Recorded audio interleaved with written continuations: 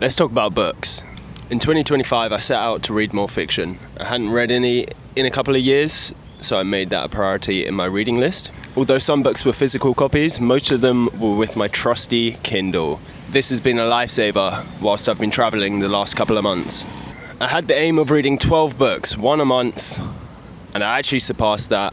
I read 15 books in total, which is the most I've ever read in a single year by far.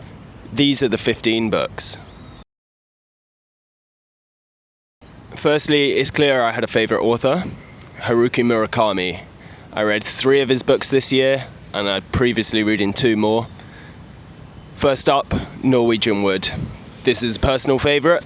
It's a coming-of-age novel about a boy navigating life, love, and loss. It'll trap you and keep you reading for hours. Would recommend. Absolutely on Music was another of his. It's a conversational piece between himself and a composer. For me, this is quite hard to follow along, however, an interesting read if you're into music. The third book was After Dark, where a young girl interacts with various characters, crossing the lines between realism and surrealism. Would recommend. Butter by Asako Yuzuki, another Japanese author. In this book it follows a journalist who's investigating a murder case of a woman locked up behind bars.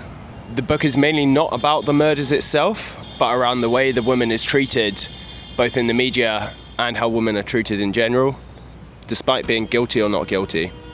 The first non-fiction book was Let My People Go Surfing by Yvonne Chouinard, the founder of Patagonia. If you're looking for a book of how and why to run a company and to run that company in the right way, look no further than this book. Would recommend. Old New Zealand, A Tale of the Good Old Times. This is a memoir by Frederick Manning, a Pakeha Maori who integrated with the Maori in the early days of colonization.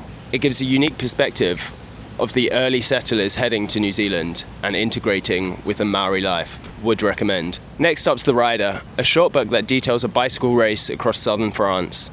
It's a psychological narrative that explores the internal and external battles the man goes through as he competes. Would recommend. Meat Eater by Steven Rinella, another memoir, this time of all the hunts he's been on since he was a child up until his age now, all to put the food on the table for himself and his family. If you love your food and you want a real understanding of proper conservationism, look no further than Steven Rinella. Would recommend. Midnight in Sicily. This is a true crime novel. Personally, I thought it was a bit too much on mafia, and there's too many details and too many facts for me, but if crime is your thing, give it a go. The Art of Learning, the memoir of Josh Whiteskin. This takes you through his journey of becoming world class in both chess and Tai Chi. Books like this really make you think what it takes to become the best at something you love. Roadside Picnic. This is a sci-fi novel. I didn't think I liked sci-fi novels, but this book proved me wrong. A 1970s Soviet book about a recent alien visitation. It explores both human nature in the known and unknown world. Would recommend. Butcher's Crossing by John Williams, another old novel about a Harvard-educated boy who travels out west in America in the 1800s. He's looking for more than what university can teach him, and he finds that going buffalo hunting in the Midwest is everything you can imagine about the wild side of America in the 1800s. Definitely recommend. The Bell Jar by Sylvia Plath, a sort of self-biographical novel about the mental health decline of a young woman in the 1950s. The decline comes from the societal pressures of women in that era. If you don't know about Sylvia Plath, look her up, read her books. Would recommend.